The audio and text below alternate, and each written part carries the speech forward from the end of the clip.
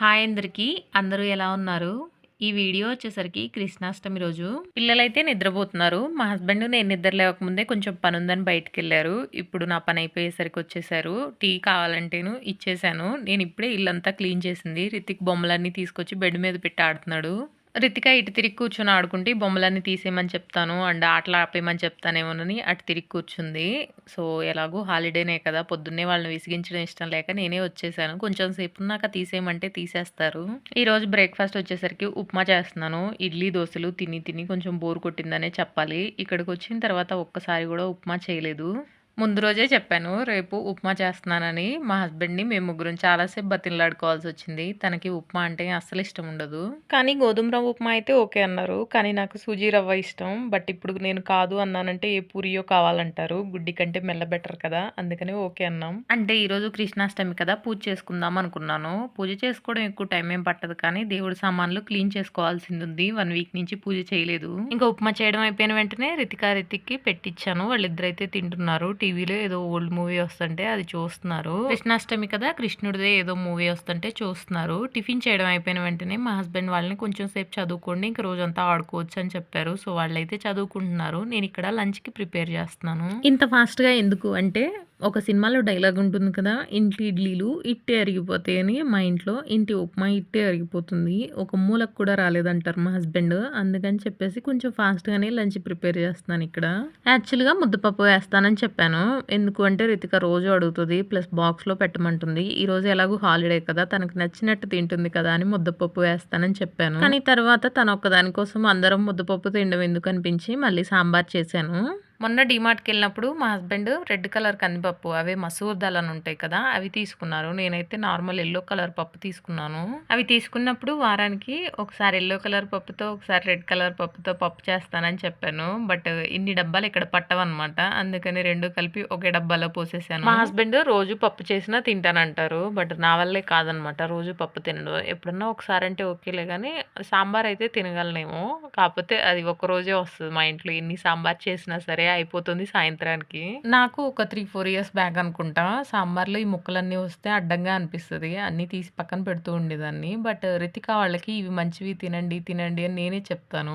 వాళ్ళకి తినమని చెప్పి నేను తినకపోతే వాళ్ళు తినరు కదా, అందుకని నేను తినడం అలవాటు చేసుకున్నాను. అలా నాకు అలవాటు అయిపోయింది. రితిక్కి సాంబార్లో క్యారెట్ అంటే చాలా ఇష్టం. వాళ్ళ డాడీకి ఏమో మునక్కాయలు ఇష్టం. బట్ ఈరోజు అయితే మునక్కాయలు లేవు. యాక్చువల్గా కూరగాయలన్నీ అయిపోయినాయి. జస్ట్ ఈ 3 బంగాళదుంపలు అలాగే కొన్ని క్యారెట్స్ ఉన్నాయి, టమాటాలు ఉన్నాయి. మొన్నటి వరకు కూరగాయల్లో కరివేపాకు వస్తే అదొక డబ్బాలో పెట్టేదాన్ని, ఫ్రిడ్జ్ లో పెట్టేసి పోపు వేసేటప్పుడు దాన్ని తీసివేయాలన్నా కానీ బద్ధకంగా అనిపించేది. బట్ ఇప్పుడైతే కరివేపాకు బాగా అలవాటు అయిపోయింది. మొన్నటి దాకా ఉన్నాం కదా సత్తెనపల్లిలో, ఇంటి పక్కనే చాలా కరివేపాకు చెట్లు ఉండేవి. రోజు ఫ్రెష్ గా కోసుకొచ్చుకొని కూరలో వేసుకోవడం కదా, టేస్టీగా అనిపించేది కరివేపాకు కూడా. అండ్ పిల్లలకి అలవాటు చేస్తూ నేను కూడా కొంచెం అలవాటు చేసుకున్నాను. కానీ ఇక్కడేమో కరివేపాకు అస్సలు దొరకట్లేదు. కూరగాయలు కానీ వెళ్తే కూరగాయల షాప్లో అన్ని షాప్స్ లో ఉండట్లేదు కూడా, ఎక్కడో చోట ఉంటుంది, అది తీసుకొచ్చుకోవడమే. అది కూడా అంత ఫ్రెష్ గా అనిపించట్లేదు. మామూలుగా ఆకుకూరలు అయితే పొద్దున్నే ఇంటి ముందుకు వస్తున్నాయి, కానీ కరివేపాకే బాగా ఇబ్బంది అనిపించింది. బాగా అలవాటు అయిపోయింది కదా. మా హస్బెండ్ ఎక్కడన్నా చెట్టు ఉందేమో వెతకమని చెప్పాను. నేను వచ్చి 4 months అవుతుంది, నాకు ఎక్కడ తగలేదు ఇంతవరకు, ఇక్కడ ఉండవు అనుకుంటా అని చెప్పారు. అండ్ ఇక్కడ నేనైతే ఆలూ ఫ్రైకి బంగాళదుంపలు కట్ చేసుకొని అవి ఉప్పు నీళ్ళలో వేసి ఉంచాను. ఎందుకంటే నేను సాంబార్ కోసం పోపు పెట్టుకుంటాను కదా, అందులోనే వేద్దాం అనుకున్నాను. ఈ లోపు నల్లగా అవ్వకుండా ఉంటాయని ఉప్పు వాటర్లో వేసేసి ఉంచాను. ఇంకో స్టవ్ మీద పప్పు అయితే పెట్టేశాను. అది కూడా విజిల్ వచ్చేసింది, అందుకని పప్పు పెట్టుకుంటున్నాను. నేను సాంబార్ చేయడం చాలాసార్లు షార్ట్స్లో పెట్టాను, కాకపోతే ఇప్పుడు ఒకసారి సింపుల్గా ఎక్స్ప్లెయిన్ చేస్తాను. ఒకవైపు అయితే స్టవ్ మీద పప్పు పెట్టుకున్నాను అండ్ కడాయిలో నేను సాంబార్లో వేసుకోవాలనుకుంటున్నవన్నీ వేసేసి పోపుకి పప్పు ఉడికిన తర్వాత ఆ పోపు అంతా ఇందులో వేసుకొని అలాగే చింతపండు రసం, కావాల్సినన్ని వాటర్, ఉప్పు, కారం, పసుపు వేసుకుంటున్నాను. ఒక్కొక్కసారి పచ్చి కూరగాయలే అన్ని చింతపండు రసంతో పాటు వేసేసి లాస్ట్లో కూడా పప్పు పెడతాను. అండ్ రెండు నాకు ఒకేలా అనిపిస్తాయి, రెండు పెద్ద తేడా ఏమి ఉండదు. ఆ రోజుకి నాకు ఆ టైంకి ఏది కంఫర్ట్గా అనిపిస్తే అలా చేస్తాను. అండ్ ఇక్కడ పప్పు అయిపోయింది. అండ్ రితికాకి కొంచెం తీసి పక్కన పెట్టేస్తాను, ఎందుకంటే తనే కదా అసలు పప్పు అడిగింది, అందుకని చెప్పేసి. ఇంకా ఏ బౌల్లో అయితే రితికా కోసం పప్పు తీస్తాను. అందులో అయితే కొంచెం సాల్ట్ వేసుకుంటున్నాను. ఇప్పుడైతే పప్పు వేడిగా ఉంటుంది కదా! సాల్ట్ వేస్తే బాగా మిక్స్ అవుతుంది. అండ్ మంచి స్మెల్ వస్తుంది. ఎంతైనా ఆరిపోయిన తర్వాత పప్పులో సాల్ట్ కలిపితే అంత బాగా అనిపించదు. నేను తన కోసం ఇంతగా పప్పు తీసి ఉంచుతాను. రితికా ఏం చేస్తుందంటే ఈ పప్పుతో అన్నం కలుపుకుంటుంది. పైన సాంబార్ వేయమని అడుగుతుంది. అప్పుడు సాంబార్తోనే తినొచ్చు కదా అనిపిస్తది. అంటే నాకు ఈ ఎక్స్ట్రా పని తగ్గుతుంది కదా అని నా ఫీలింగ్. ఇంత చలిగా ఉన్నా సరే మా హస్బెండ్ అలాగే పిల్లలు లంచ్‌లో పెరుగన్నం లేకపోతే అస్సలు కంప్లీట్ అయినట్టు అనిపించదంట. ఖచ్చితంగా కొంచెం అయినా పెరుగన్నం తింటారు. లేకపోతే ఉట్టి పెరుగన్నం వేసుకొని తింటారు. నాకు కర్రీతో అన్నం తింటూ ఉండంగానే చలొస్తది. ఇంకంతే పెరుగన్నం తినాలనిపించదు. బట్ ఎప్పుడన్నా వేడి చేస్తుంది అనుకున్నప్పుడు మాత్రం తింటాను. మొన్నటి వరకు ఉంది విలేజ్‌లో కదా! మంచిగా పాలు దొరికేవి తోడు పెట్టుకుంటే బానే పెరుగయ్యేది. బట్ ఇక్కడికొచ్చిన తర్వాత ఆవు పాలు పోయించుకున్నాము. ఒక 5 డేస్ బానే వచ్చినియి. పిల్లలు కూడా మంచిగానే తాగారు. పాలకైతే ఇబ్బంది లేదు పిల్లలు తాగడానికి. బట్ పెరుగైతే ఒక ప్యాకెట్ కొనుక్కొచ్చుకుందాం కదా అనుకున్నాము. అంటే ఈ చలికి పాలు పెరుగవడానికి 1 డే పట్టొచ్చు. లేకపోతే 2 డేస్ పట్టొచ్చు. సో, పెరుగు లేకుండా ఇంట్లో అసలు గడవదులే అని చెప్పేసి పెరుగు ప్యాకెట్ తెచ్చుకుందామని ఫిక్స్ అయ్యాము. బట్ ఇంతలోనే పాలు తీసుకున్నాక కాగబెడుతుంటే ఒక విధమైన స్మెల్ వచ్చింది. అప్పటికే పిల్లలకి పాలు అలవాటు అయిపోయినాయి కదా! రోజు ఈవినింగ్ ఆడుకొని వచ్చిన వెంటనే కొంచెం వేడి పాలల్లో పసుపు అలాగే కుంకుమ పువ్వు వేసిస్తున్నాను. అంటే చలికి ఆడుకొని వస్తారు కదా! వేడిగా తాగితే బెటర్‌గా ఫీల్ అవుతారని. కానీ నాకులాగే రితిక్‌కి కూడా స్మెల్ వచ్చి 2 డేస్ తాగలేదు. రితిక ఒకరోజు తాగింది గానీ సెకండ్ డే ఇంక నాకు కూడా వద్దనేసింది. మా హస్బెండ్ మీకు అన్ని స్మెల్ వస్తాయి అన్నిటికి వంకలు పెడతారన్నారు. తనకు కూడా ఒకసారి కాఫీ కల్పించాను. ఇంకంతే తనే కాపలా ఉండి నెక్స్ట్ డే పాలొద్దండి మా పిల్లలు తాగట్లేదు అని చెప్పారు. తను ఎందుకు కాపలా కూర్చున్నారంటే నేను అప్పటికే మొహమాటానికి పోయి 3-4 డేస్ పోయించుకున్నాను. పోయించుకొని పాడబోస్తూ ఉన్నాము. అంటే ఈ రోజు బాగుంటాయేమో చూద్దాం, ఈ రోజు బాగుంటాయేమో చూద్దాం అన్నట్టు పోయించుకున్నాను. అండ్ మొహం మీదే నాకు వద్దు అని చెప్పలేకపోయాను. మా హస్బెండ్‌కి అయితే తమిళ్ వచ్చు కదా! తను ఈజీగా కన్వే చేస్తారు. ఆవు పాలు పిల్లలకి గిట్టట్లేదండి వద్దులేండి అని చెప్పారంట. ఇంక అందుకని చెప్పేసి అప్పటి నుంచి పోయించుకోవట్లేదు. ఇంక ఇప్పటికైతే పాలు తాగట్లేదు. మార్నింగ్ రాగి జావ తాగుతున్నారు కదా! అందులో ప్యాకెట్ పాలు ఉంటాయి కదా! అవే కొంచెం పోస్తున్నాను. బానే ఉంటుంది. ఇప్పటి వరకు ఎక్కడికెళ్ళినా పాలకి ఇబ్బంది రాలేదు. బట్ ఇప్పుడైతే ఇంక అలవాటు చేసుకోవాల్సిందే. రితిక వాళ్ళు పెద్దోళ్ళు అవుతున్నారు కదా! వాళ్ళు కూడా పని తగ్గిందనుకుంటున్నారు పాలు తాగకపోతే. ఇంకిప్పుడు వీడియోలోకొస్తే రితిక్ మార్నింగ్ లేచిన దగ్గర నుంచి హెయిర్ కట్ చేయించుకోవాల్సిందే అని పట్టుపట్టి కూర్చున్నాడు. 2 డేస్ నుంచి అడుగుతూనే ఉన్నాడు. వాళ్ళ ఫ్రెండ్స్ ఎవరన్నా చేయించుకొని ఉండొచ్చు. రితిక్‌కి అయితే హెయిర్ పెరగలేదు. ఇంక అందుకని అడుగుతున్నాడని తీసుకెళ్లారు మా హస్బెండ్. నేను ఆలూ ఫ్రై చేసుకుంటూ రితికాకైతే తలస్నానం చేయించాను. అండ్ ఈలోగా కర్రీ కూడా అయిపోయింది. వేరే గిన్నెలోకి షిఫ్ట్ చేసి మిగిలిన గిన్నెలు కూడా కడిగేసి నేను కూడా ఫ్రెష్ అయ్యి వచ్చాను. పూజ గదిలో సామాన్లు క్లీన్ చేయాలని చెప్పాను కదా! అవన్నీ క్లీన్ చేసుకొని దీపం అయితే వెలిగించాను. ప్రసాదం అయితే ఈరోజు పెట్టడానికి ఏమీ లేదు. ఇక్కడైతే నాకు పువ్వులు కూడా దొరకట్లేదు. కొన్ని అటుకులు అలాగే బెల్లం పెట్టాను. వరలక్ష్మి వ్రతం రోజు ఇలాగే నేను పువ్వులు తీసుకుందామని వెళ్ళాను. రెడ్ కలర్‌వి గన్నేరు పూలు ఉన్నాయి కదా! అవైతే తీసుకున్నాక నాకు మల్లెపూలు అంత బాగా అనిపించలేదు. వేరే చోట తీసుకుందాం కదా అని ముందుకు వెళ్ళాను. ఇంకెక్కడా నాకు షాప్ దొరకలేదు. తీసుకున్న తులసి మాల కూడా నేను రాగానే ఫ్రిడ్జ్‌లో పెట్టాను. నెక్స్ట్ డే మార్నింగ్ చూసేసరికి ఆ మాలంతా నాకు కొంచెం నల్లగా అనిపించింది. అంత బాగా అనిపించలేదు. మా చుట్టూ కొన్ని చెట్లున్నాయి. వాటికి పూలు దూరం నుంచి చూస్తుంటే బంతి పూల్లా కనిపిస్తున్నాయి గానీ వాటి దగ్గరికెళ్తే అవి పిచ్చి పూలు. అంటే వాటి స్మెల్ కూడా అంత బావుండదనమాట. అర్థమైపోతుంది అవి మంచివి కాదు అని చెప్పేసి. ఇప్పటికైతే పువ్వులు ఇక్కడ ఎక్కడ నాకు అమ్ముతున్నట్టు కూడా అనిపించలేదు. మేబీ కూరగాయల షాప్స్ అటువైపు వెళ్తే మనకు కనిపిస్తాయేమో చూడాలి. 2 డేస్ నుంచి బాగా ఎండొస్తుంది కదా అని చెప్పేసి మిషన్ అయితే వేసాం కానీ బట్టలు మాత్రం మడత పెట్టుకోలేదు. సో, ఈరోజైతే మొత్తం మడత పెట్టేస్తున్నాను. మా ఇంటికి మొత్తానికి ఇచ్చిన ఏకైక కబోర్డ్ అనమాట. కింద ర్యాక్‌లో మాత్రం సరుకులు ఉండాల్సిందే అని చెప్పేసి మా హస్బెండ్ మొత్తం ఇందులో సర్దేశారు. ఇంకా పైన ర్యాక్ నాది రెగ్యులర్ వేరు. సెకండ్ ర్యాక్‌లో రితికావనమాట. రెగ్యులర్ వేరు యూనిఫార్మ్స్, నైట్ డ్రెస్సులు తననే బతిమలాడుకొని తన ప్లేస్ కొంచెం తీసుకొని నా నైట్ డ్రెస్సులు పెట్టుకున్నాను. ఇంకా రితిక్ బట్టలు మొత్తం ఒకే దాంట్లో పట్టినాయి. అంటే పార్టీ వేరు, రెగ్యులర్ వేరు, నైట్ డ్రెస్సులన్నీ ఒకే చోట పట్టినాయి. తన యూనిఫార్మ్స్ కూడా. అందులోనే కొంచెం స్పేస్ తీసుకొని మా హస్బెండ్ తనవి కొన్ని పెట్టుకున్నారు. మా హస్బెండ్‌కి స్పెషల్‌గా ఒక బ్లాక్ కలర్ బాక్స్ ఉంది. అందులో అయితే తనవి పార్టీ వేర్ అంటే ఫార్మల్స్ ఉంటాయి.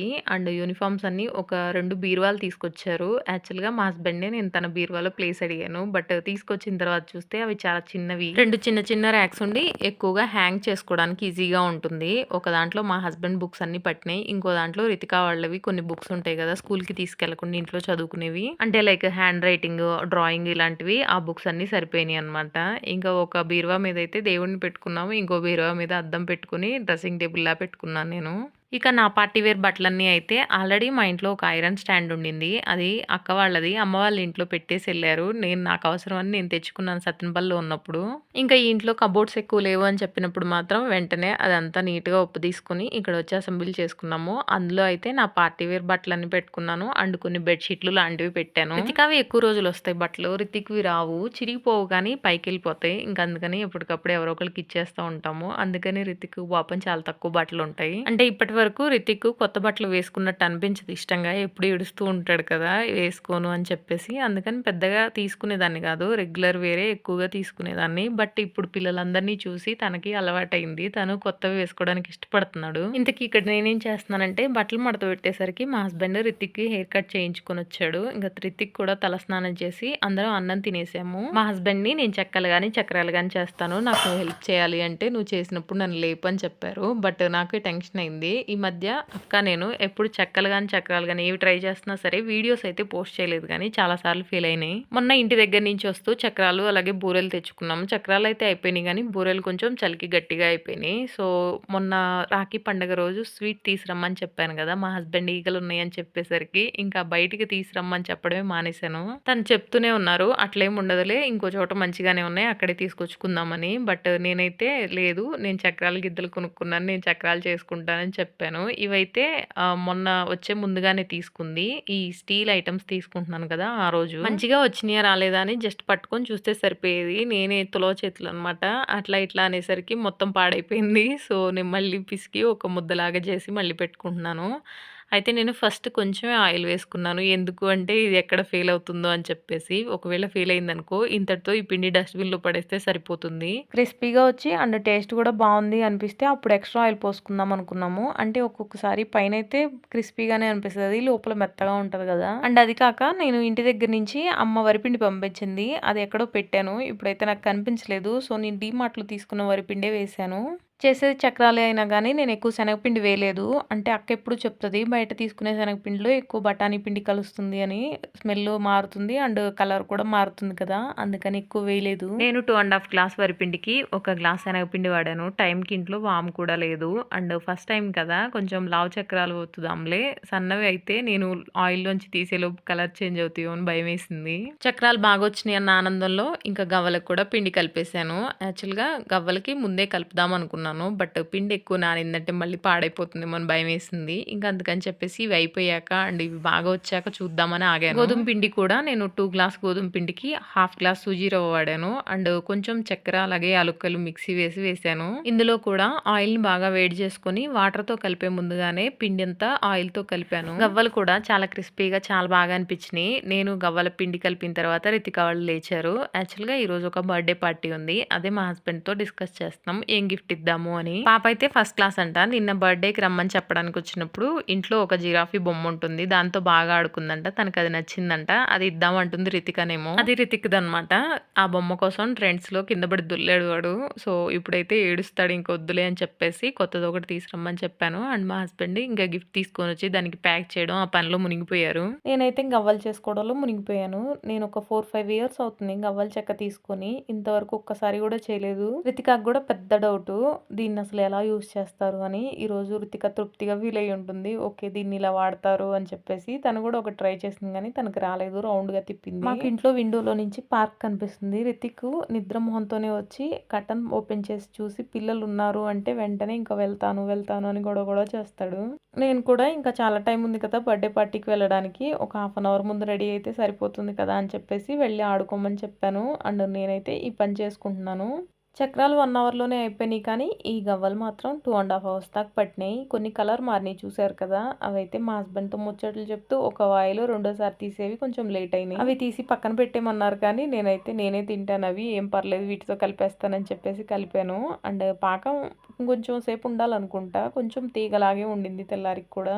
రితిక ఈ పాకం పోసేది చూడలేదు కదా! ఇదంతా హనీ అనుకోని రోజు హనీ స్వీట్ ఇవ్వు మమ్మీ అని అడుగుతుంది. సో, అలా ఉంటుందనమాట రితికాతో. ఇయి వచ్చేసరికి చాలా క్రిస్పీగా వచ్చినియి. నాకు బా నచ్చినియి ఈసారి. కానీ మా హస్బెండ్ ఏం చెప్పారంటే, "ఈసారి పాకం ప్రాసెస్ పెట్టుకోకు. ఆల్రెడీ షుగర్ కొంచెం మిక్సీ వేస్తున్నావు కదా! ఇంకొంచెం ఎక్స్‌ట్రా మిక్సీ వేసి పిండిలోనే కలిపేసి ఫ్రై చేసేయి బావుంటుందన్నారు." నాకు కూడా నిజమే కదా అనిపించింది. నెక్స్ట్ టైమ్ అయితే అలా ట్రై చేద్దాము. ఇంకా ఇవి చేయడం అయిపోయేసరికి నాకు ఆల్మోస్ట్ 6:30, 7 అయిపోతుంది. 7కే అనమాట బర్త్‌డే పార్టీ. అందరూ రెడీ అయ్యి బయలుదేరి వెళ్తున్నారు. రితిక్ కూడా ఓ పక్కన హడావిడి చేస్తున్నాడు. త్వరగా రెడీ చేయి మమ్మీ అని. రితిక్ అవి పార్టీ వేర్ బట్టలన్నీ అయితే ఈ బ్యాగ్‌లో పెట్టేశాను. సరిపోయినాయి. ఇక నా పక్కన స్టాండ్ కనిపిస్తుంది కదా! అంటే బట్టలు కనిపించకుండా కర్టెన్ వేసాను అనమాట. అందులో పెట్టుకున్నాను నా పార్టీ వేర్ బట్టలన్నీ. అండ్ రితిక అయితే ఈ స్పేస్ సిల్క్‌ది అంటే మొన్న బర్త్‌డేకి వేసుకుంది కదా! రితిక లంగా జాకెట్ లాంటిది. అది వేసుకుంటాననింది. బట్ ఇప్పుడు దానికి బ్లౌజ్‌కి ఐరన్ చేసే టైం లేదు. ఇంక నేను స్టిచ్ చేసిన ఫ్రాక్ అయితే ఒకటుంది కదా! అది వేసుకుంటావా రితిక అన్నాను. రితిక కూడా ఓకే అని చెప్పింది. సో, అదైతే వేసి రెడీ చేశాను. రితిక డ్రెస్ స్లీవ్‌లెస్ కదా! చలి పుడుతుందేమోనని వాళ్ళ డ్యాడీ కోట్ వేసుకోమన్నాడు. ఇంక రితిక్ కూడా వేసుకున్నాడు. అక్క వేసుకుంది కదా అని చెప్పేసి. ఇద్దరికి మంచి స్వెటర్స్ తీసుకోవాలి. మా హస్బెండ్ ఎక్కడికి వెళ్ళమని కంపల్ చేయరు. బట్ నిన్న వాళ్ళ డ్యాడీ తను ఇద్దరు వచ్చి చెప్పెళ్ళారు కదా! వెళ్ళకపోతే బావుండదు. నువ్వు కూడా వెళ్ళు. అందరూ వెళ్తున్నారని చెప్పారు. ఇంక అందుకని నేను కూడా వెళ్ళాల్సొచ్చింది. బర్త్‌డే పార్టీ చూసుకొని అలా బయటకైతే వెళ్ళాము. ముందు రోజు ఆగస్ట్ 15 కదా! ఇక్కడ వార్ మెమోరియల్‌కి డెకరేట్ చేశారు. ఈ వీడియోకి ఇంతే. వీడియో నచ్చితే లైక్ చేయండి. బాయ్.